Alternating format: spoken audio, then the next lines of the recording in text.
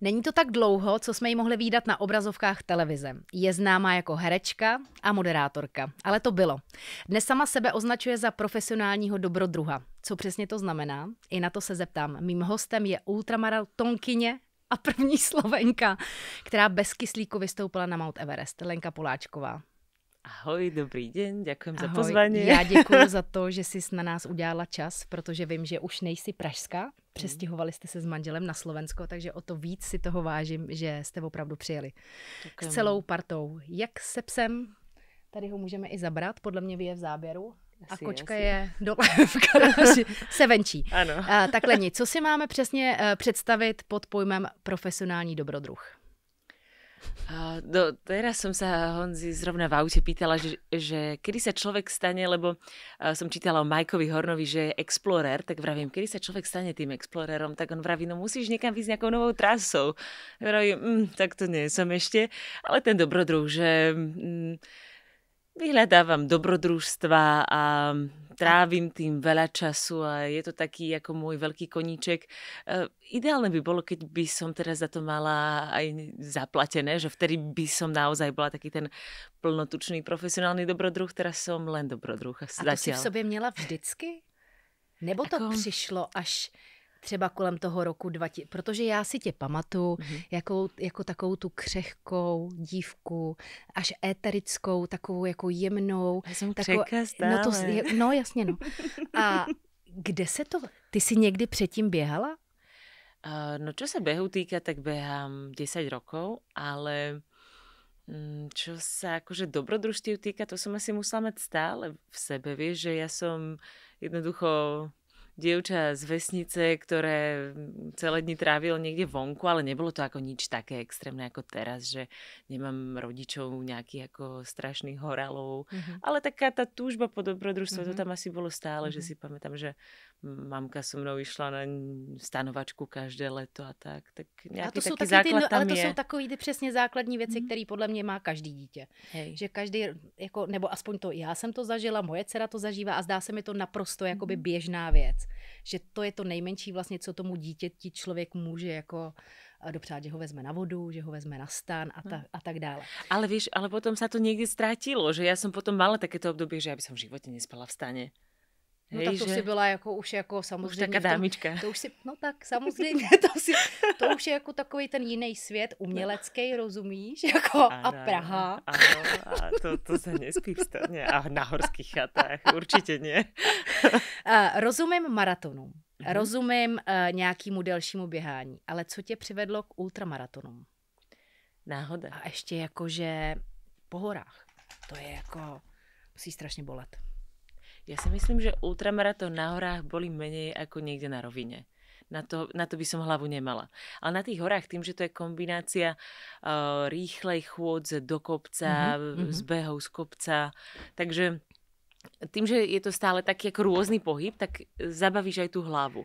Ale v podstate ma k tomu priviedla úplne že náhoda, že kamarát mi povedal, že po mojom prvom maratóne, že keď ti šiel ten maratón, to zvládneš už aj ultra. A ja hovorím, OK, tak poďme do toho. A bolo to 3 týždne po mojom prvom maratóne a ja som myslela, že ultra je všetko nad maratón, že to bude nejaká 50-ka a bola to rovno pražská 100. No. Netroškařeře jsme teda. Tak. Každopádně, ale máš pravdu v tom, že ten maraton je jakoby na té rovině, je hrozně jako, že si myslím, že to není tolik o fyzičce, ale o té hlavě. Udržet to já tempo. To nedala. Já jsem to v hlavě vůbec jako nemohla jako dát. A dokončila si? Ne. Já jsem měla problémy s půlmaratonem. Mě to já jsem si to nedokázala v hlavě srovnat. Já mohla, ale mě to přestalo bavit. Já jsem přestala úplně si říkám, proč to dělám? Jako proč si nejdu zaběhat prostě do lesa? Jako když mám chuť si dát prostě 40 nebo 20 kilometrů, proč nejdu jako někam do přírody? Proč se tady ženu Prahou? Jako fakt si vezmi, že keby si šla nejaký akoby horský prechod s batohom kľudne, vieš, že zrazu by to bolo niečo úplne iné, ako keď bežíš na tom maratóne ešte napríklad 2-krát prejdeš tým istým úsekom, tou istou trasou, že Souhlasím. Ako ja dneska ráno som si bola zabehať v stromovke a úplne hovorím, fúha, že 12 kilometrov a ako ja to fakt vnímam, že mi to príde strašne dlho, lebo som tam stále, vieš, krúžila a pritom ja bežne behávam úplne iné vzdialenosti. Určitě musím zmínit, že ty nejenom běháš, ale ty v rámci toho ještě sbíráš, v uvozovkách sbíráš, peníze na pomoc různým projektům. Už si vybrala několik milionů, kolik? Už cez 10 milionů korun. No. Jak to celé vzniklo? To sportování a pomáhání, protože lidé si vlastně můžou adoptovat tvý kilometry. Vždy je to v rámci nejakého projektu a vzniklo to, keď som bežala, myslím, že ešte z Košíc do Bratislavy, čo bol taký ako, taká moja prvý takýto nejaký projekt. Jednoducho chcela som mať motiváciu, aby som to nevzdala. Vieš, lebo že keď to sama pre seba len tak robíš, tak v takých tých krízových momentoch to ťažko hľadaš motiváciu, prečo pokračovať.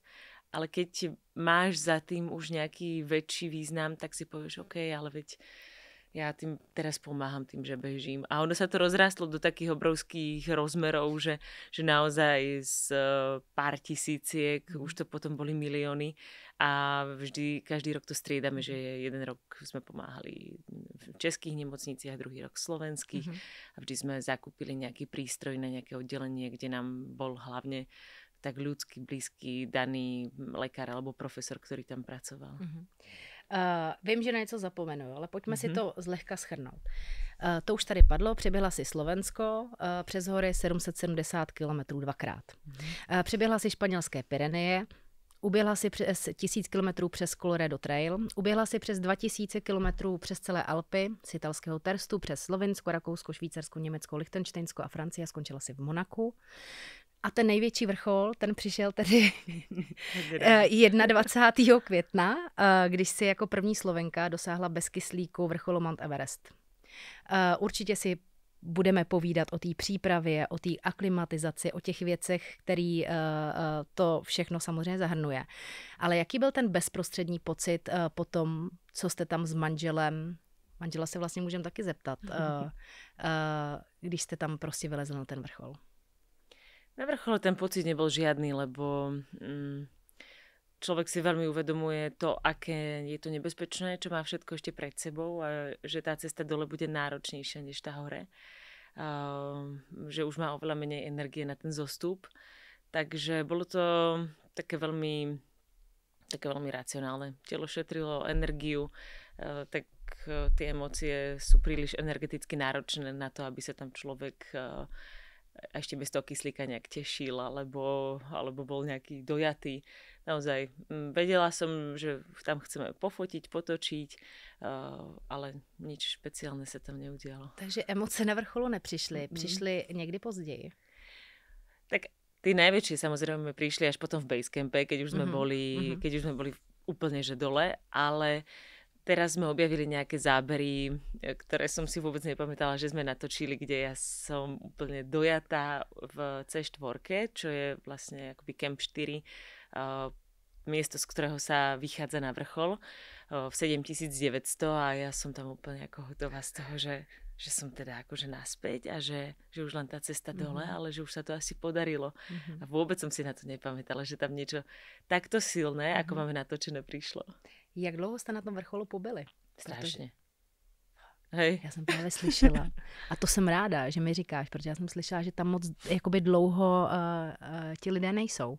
No ja som tiež ako predtým vedela niečo o nejakých 15 minútach alebo niečo také. A my sme tam boli podľa záznamu z hodiny k hodinu. Fakt? No. Ja som z toho bola strašne prekvapená. Ešte obzvlášť, keď to bolo tak náročné, aké to bolo. A potom sa dívam, že koľko sme tam vlastne boli, že to bolo hrozne dlho, tak som to otvorila, aby som mala nejakú aj predstavu, kde som sa ako zdržala, takže hodinu. Ty jsi šla nahoru se svým manželem. Myslíš si, že to ten pocit umocnilo? To, že jste to dokázali opravdu spolu, že to bylo vlastně poprvé, kdy on tě doprovází, fotí tě, to víme, ale že s tebou poleze na Mount Everest, to znamená, že s tebou musela jakoby celou tu přípravu na tu expedici podstoupit taky. To bola hlavne taká moja motivácia, aby sme niečo zvládli spolu, aby to bolo také naše, aby to nebolo len o tom, že ja niekde bežím a on mi robí support a stará sa o to, že mám čo jesť a podobne, ale že aby to jednoducho bolo niečo, čo sa podarí nám obom. Takže za to som naozaj veľmi rada. Jediné, čo mi je vlastne ľúto, tak my sme tam mali každý svojho guida, ten môj sa volal Sona, takže ja som šla s tým Sonom a Honza to mal rozdelené inak. Nedrželi ste sa za ruce, jo? Jakože ste šli na procházku. My sme dokonca ani nešli akože spolu tá skupinka, lebo proste Prakáš, ten, čo nám to celé organizoval a išiel tam s nami, tak on akoby to vymyslel inak a to je jediná vec, ktorá mi je ľúto, že sme nešli celú tú dobu spolu, lebo celkom by to bolo šlo a myslím, že by sme mali aj podobné tempo a to mi je ľúto. Ale našťastie na tom vrchole už sme spolu zase boli, tak za to som bola rada. Cesta na vrchol nebyla asi úplně nejlehčí. Měla si někdy moment, nebo momenty, kdy jsi řekla, to nedám. Už nemůžu prostě. Akoby pri tom úplne, že už v samotnom výstupe z tej C4 na vrchol som skôr naopak bola prekvapená, že to bolo... Že nechcem povedať, že ľahšie, ale že to bolo iné, ako som si myslela, lebo ja som naozaj čakala, že aj čo som mala tak nejak naštudované, že to bude krok, dýcham. A vlastne to bolo také plynulejšie, rýchlejšie, ako pod slovom rýchlejšie si nepredstavujeme nič ako žiadne tempo, ale že naozaj som stále tak nejak plynule kráčala, že tam neboli také tie strašne dlhé pauzy toho nejakého dýchania. Ale veľmi bol pre mňa náročný moment, kedy som v rámci rotácie aklimatizačných musela výjsť vlastne do toho kempu 4, do 7900. Už tak nejak vidíš zase to, kam budeš kráčať na ten vrchol. Ale ty vieš, že je to dôležité pre ten tvoj bezkyslíkový výstup. To znamená, že vlastne z takejto výšky sa musíš otočiť a ísť dole a tam čakať práve na ten ideálny vrcholový deň. A toto bolo pre mňa ťažké, lebo ja som si myslela, že... A to je tím, ten ideální vrcholový den je jiný pro ty s kyslíkem? A ty bez kyslíku, nebo ne? Nebo to je jako úplně stejný? Je to úplne rovnaké s tým rozdielom, že keď ideš s kyslíkom, tak tam môžeš ísť aj v nejakých horších podmienkách, môže tam fúkať, ale aj tak mala by si počkať naozaj na tie dobré podmienky. A keď ideš bez kyslíku, tak potrebuješ bezvetrie, lebo v tom silnom vetre sa nenadýchneš. To naozaj je život ohrozujúce. Takže potrebuješ dokonale bezvetrie a na toto čakáš. No ale ja som si naozaj myslela, že ja výjdem do tých 7900 a keď sa mi to podarí, tak už budem vedieť, OK, to už dám. Vôbec, tento pocit neprišiel. A to ma tak nejak zneistilo, že že ja som myslela, že tam už budem vedieť, dobre, to už dám. Tak nikdy som to nechcela počas toho výstupu vzdať, alebo ani taká kríza nebola, ale bolo ťažké to, že ma tá C4 tak akože neuistila, nedodala mi to sebavedomie, ktoré som si myslela, že tam nájdem. A co se týče tvojí přípravy, za březen si měla 64 tréninkových jednotek a přitom si tam měla i odpočinkový dny. Jo? Na březen. Kolik si... Jo, březen. Leden, únor, březen. 30 dní, jo. Leden, březen. Vrcholový sportovec. Kolik si měla tréninků denně a z čeho se skládaly?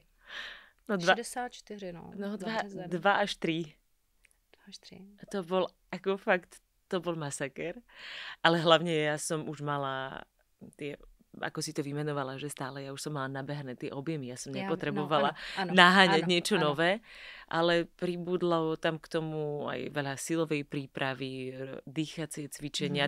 Tam ani akoby v tých 3 tréningoch neboli započítané. Ešte navíc. Takže sme měli přidat. Nebylo jich 64, ale bylo jich třeba 104. No, 2-krát týždenne to boli ešte napríklad teda s trénerom dýchacie cvičenia, potom rôzne spanie v hypoxickom stane. I s Honzou všechno, áno, hypoxická maska. Honza na mě nikdy nepůsobil jako nějak, ty jo, že jo, samozřejmě, ale Honza, že by na mě... A tak to spanie, to je také... Jako spaní, to je v pohodě. Nenáročné. Honza byl někdy nějaký sportovec? Jasné, my keď sme sa zoznámili, on ma priviedol k lezeniu. Ja som vôbec nikdy pred ním neliezla, ja som nemala ani topánky na hory. Tak to já jsem nevěděla právě. Já jsem behala. Sportovně jakoby na mě působil umělecky prostě. No, tak on ma priviedol k horám. Že ja som vtedy, keď sme sa zoznámili, už behala, ale to boli práve ešte teda tie cestné maratóny. Zajímá mě jídelníček. Říkali jsme si, jak jsi se připravovala, ať už s dýcháním prostě a tak, ale musela si té přípravě přizpůsobit i nějaké jako jídlo? My sme si nechali urobiť krvné testy, aby sme mali istotu, že máme všetky hodnoty v tých najideálnejších pomeroch. Ešte teda ideálne by bolo ich mať ešte akože trošku nad tie správne hodnoty. No a tak viem, že tam sme veľmi veľa vyradili takých ako nejakých tučnejších vecí, ale akože to si nepredstavuj, že neviem, nejakú slaninu, hej, ale typu napríklad my jeme dosť masla, hej, takže to sme dali preč, alebo tučné mliečné výrobky, ktoré ja absolútne milujem, sme nahradili za polotučné, ale to nebolo akože z nášho uváženia, ale máme dievčinu, ktorá je skvelá výživárka, takže ona nám toto všetko tak nejak ako poradila, čo by tam malo byť. S tým, že teda, keďže sme tak veľa športovali, tak tie tuky boli skôr také akoby z orechov a z orechových masiel a avokádo a podobne, že také tie iné tuky, ktoré sme tam potrebovali, tak toto sme zmenili. A ja som tej stráve mala veľmi veľa už tak mesiac predtým takých vecí, ktoré ti pomôžu okysličiť krv, že ľudia to robia aj pred maratónmi, typu rôzny špenát, červená repa, suplementovala som chlorofíl, takže akože všetky takéto prírodné veci, ktoré pomôžu tomu okysličovaniu, aby sme tam šli taký ako... Jo. A proč jsi se rozhodla jít nakonec teda bez toho kyslíku? To nebylo nakonec, to bylo od začátku. To jsi prostě řekla, že budeš teda první a bylo to z toho důvodu, že ještě žádná jiná Slovenka že si to ještě nikomu nepovedlo? Bolo to z toho dôvodu, že ja som povedala, že keď na Everest, tak bez kyslíku. ale ono to vyplývalo akoby, bol to taký dlhý proces, prečo som si začala myslieť, že by sa mi to možno mohlo podariť. Ja som sa vždy veľmi dobre aklimatizovala. Som schopná vo vysokých nadmorských výškach behať napríklad. Že keď som bežala v Peru, čo bolo celú dobu 4,5, tak mne sa fantasticky behalo. Ja som s tým nemala žiadny problém. A na jeseň sme boli v Himalájach, čo mi úplne tak akoby dalo takú tú čerešničku na torte, že boli sme na Amada Blam, že by sa to mohlo podariť, pretože tá Amada Blam bola skvelá. Ja som bola na vrchole o 3/4 hodinu skôr ako náš nepalský Sherpa Guide, že som ešte aj jeho predbehla a všetci sa tam smiali, že presne, že ja mám také nejaké akoby nepalské DNA. A všetko sa mi to tak nejak skladalo, že OK, teoreticky mám na to asi nejaké predispozície a hlavným menovateľom toho všetkého bolo to, že veľa ľudí, alebo väčšina ľudí, ktorým sa podarilo výjsť na Everest bez kyslíku, sú alebo boli vytrvalostní bežci. Že aj slovenskí horolezci z histórie veľmi veľa behali a sú aj rôzne memoriály na Slovensku, práve napríklad Psotko memoriál a tak, takže bol to taký menovateľ, že ten vytrvalostný beh by teoreticky mohol byť niečo, čo robí dobrý základ výstupom bez kyslíka. Jak to probíhá teda, když takhle jako běháš po těch horách? Ten Honza tam samozřejmě s tebou je, ale neběží to s tebou. Ty jsi tam úplně sama? Jako? Ja to mám ráda. Bála jsi se někdy? Měla jsi třeba někdy na mále? Že jsi se, protože furt člověk jakoby slyší ve zprávách, každý den si přečte prostě, nebo ne každý den, to bych lhala, ale... No na Slovensku každý deň. No, jako padají hodně.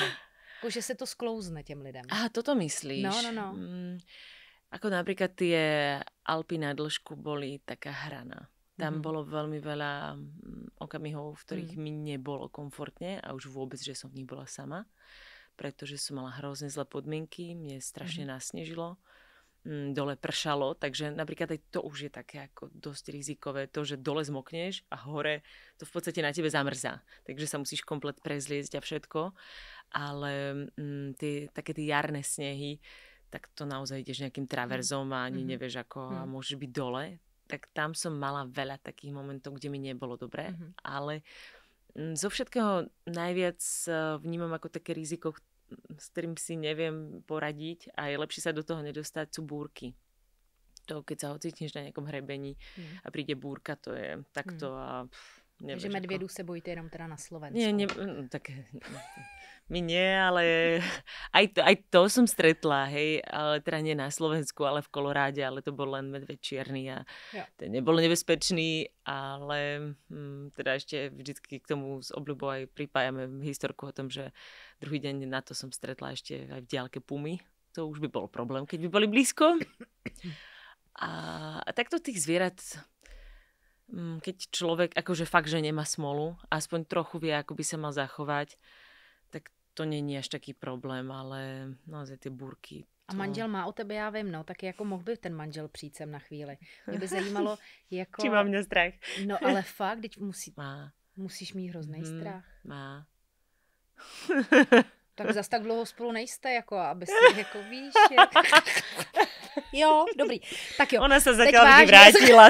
To hovorím ja o našom psovi, ona sa zatiaľ vždy vrátila. Tak toto hovorí, podľa mňa je ono mne. Vrátíme se k samotné expedici na Mount Everest. 6. dubna jste odlítali, 8. začala samotná expedice. Jaký byl plán? Plán bol čo najlepšie sa aklimatizovať v tom prvom kole na nadmorskú výšku Everest Base Campu. 5300. To je 5300. Uh-huh. A tam jste byli jak dlouho? Na tej aklimatizácii nejaké 2-3 týždne, o 3 týždne zhruba sme dorazili. Co ste tam delali? No, vyliezli sme ešte na aklimatizačný kopec a my sme to šli tak naokolo. My sme šli vlastne trek cez 3 sedlá, teda my sme ho šli len cez 2 a my sme jednoducho pomaličky trekovali, plus tam týždeň bol aklimatizačný kopec Níreka, takže my sme dorazili do basecampu naozaj. To bola pre nás úplne normálna nadmorská výška, lebo sme v nej boli už tak strašne dlho, že my sme to chceli mať ako také miesto, kam sa vždy vrátime z tých vyšších výšok a oddychneme si tam. A takže ste tam chodili, byli ste tam teda 2 týdny a chodili ste si tam tak jako... Išli sme ten trek. Šli ste ten trek. To trvalo teda 2 týdny, jo? Každý den. No, tak pomaličky, postupne. Niekedy sme vyšli niekam vyššie, potom zase sme zišli. Že naozaj tak dali sme tomu čas, lebo... A to je už tá aklimatizace. Že postupne naberáš nadmorskú výšku a vždy vidieš niekam vyššie a potom sa vrátiš trochu dole, kde si oddychneš. A na to je práve super ten trek, lebo tie sedlá majú niečo okolo 5000, to znamená, že prvýkrát vidieš do tých 5000, ale nespíš tam, takže zase prejdeš cez to sedlo asi niekde nižšie, napríklad v 4,5, 4. A po těch 14 dnech ste teda dostali pokyn? Nie, došli sme po ten aklimatizačný kopec a tam sme vlastne tiež strávili nejaký čas. Vyliezli sme ho, prespali sme tam zase vyššie a potom už sme boli v EBCčku. Takže to bolo také veľmi, veľmi postupné. Už si to tady říkala na samém začátku, že o výstupu na vrcholu Everestu se říká, že to nejtěžší je zestup. Je to tak? Aj najväčšia úmrtnosť na Evereste je pri ceste dole. Pretože ten človek naozaj dá tak strašne veľa energie do toho výstupu, že často nemyslí na to, že to bude tak náročné, obzvlášť v tejto výške aj dole. Do toho už ti aj dôjde voda, hej, už neobčerstvuješ napríklad tak ako cestou hore, už si unavená, to telo už vlastne nemá chuť občerstvovať a už aj veľa nepozorností tam je, vieš, že môžeš zakopnúť a podobne, takže tých faktorov je veľa. Teď s odstupem času. Můžeš popsat, jak se lišily anebo naopak shodovaly představy, se kterými si na expedici vyrážela a jaká byla naopak realita? Veľa toho bolo naozaj tak, ako som si myslela, že bude, tým, že sme mali takú veľmi intenzívnu skúsenosť s Amanda Blam, tak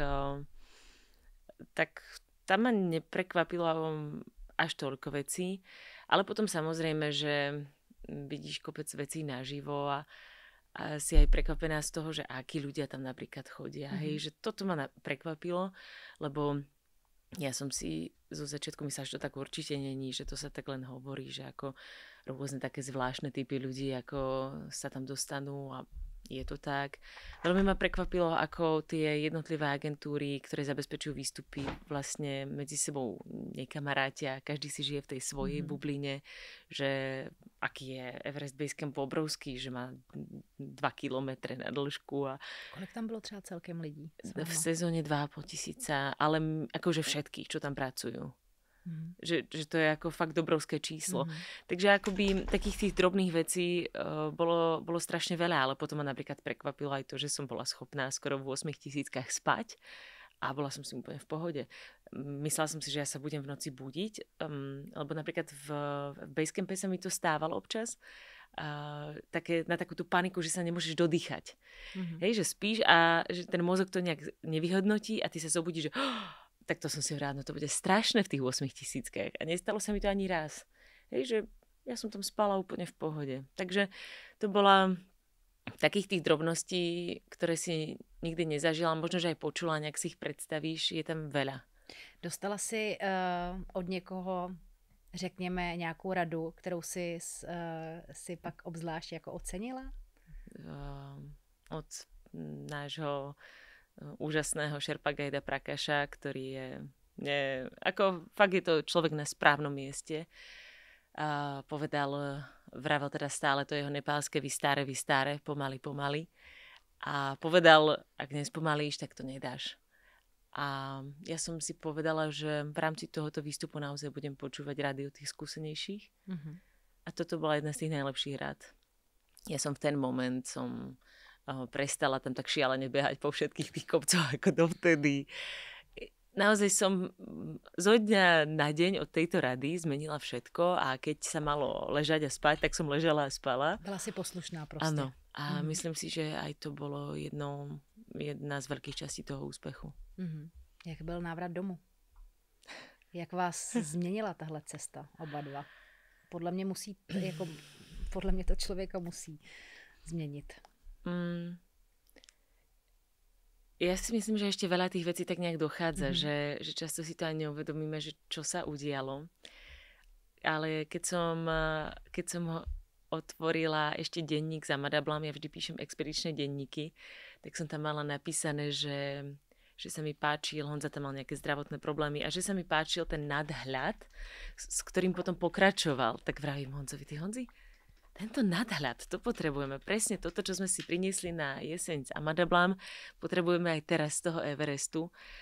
Ale samozrejme, že človek to tak nejak všetko musí spracovávať a zapracovávať do toho života, že tam je to iné, potom sa vrátiš, je to taký akože šok, ale asi to ukáže až čas.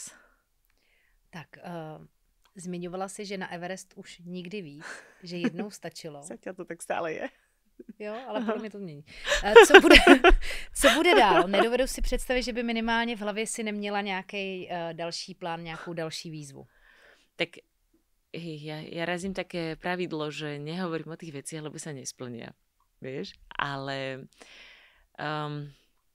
tak ako premýšľam nad všeličím, najbližšie pobežím taký 300-kilometrový pretek vo Francúzsku okolo Mont Blancu, čo je akože najdlhší pretek, aký som kedy bežala.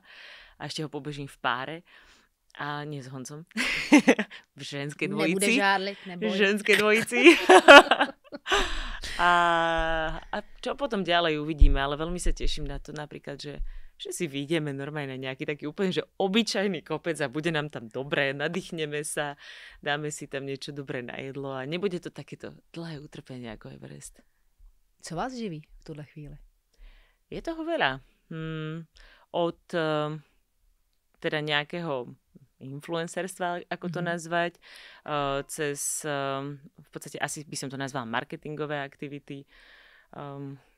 Snažím sa opäť písať teda už 4. knihu, tak dúfam, že budem úspešná. Tak to snad bude, to jsem si jako zrovna říkala, že se musím zeptat, jestli bude další. Dúfam, že áno, ale zase nie je to úplne také akože jednoduché, naozaj by sa mi páčilo, keď by to bolo to profesionálne dobrodružstvo, ktorým sa človek môže živiť. Vždy je to také, že na každom tom jednom projekte nikdy sme neboli z ničoho v pluse, hej, že vždy je to na úkor toho, že človek sa vráti a na ničom nezbohatne. To ako nevíte, človek na Everest a nedostane za to peniaze, teda neviem ako druhý, ale ja nie. Hej, že aj tie veľké charitatívne projekty boli vždy na úkor nášho životného štýlu.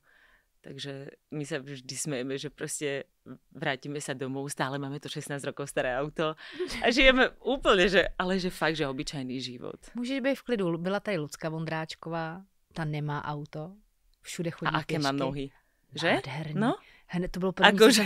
A všichni tady ty chlapy. Taký benefit. No to kolik jí je? A já, Ako... pánové, chodí 30 kiláků denně, jako. No. A takže... vidíš, že to má benefit. Takže ako... Možno, že to je tá vec, čo si človek z takýchto extrémnych expedícií prinesie. Takéto, že sa fakt uskromní. Že nepotrebuje taký ten luxus. Alebo aj tu, keď sme žili v Prahe, tak sme si mysleli, že potrebujeme úplne iné veci. Ako teraz, keď žijeme na dedine a naozaj považujeme za luxus, keď susedovi znesú sliepky vajíčka a predá nám ich, hej. Takže uskromniť sa, to bude možno, že jeden z tých benefitov, čo si prinášame z Himalají. Lenko, děkuju mnohokrát za tvůj čas. Držím ti palce, těším se na další knížku. Budeme sledovat dál tvoji cestu, která je úžasná, neskutečná. Lenka Poláčková, dalším hostem Trefy do černého. Děkuju. Ďakujem za pozvanie.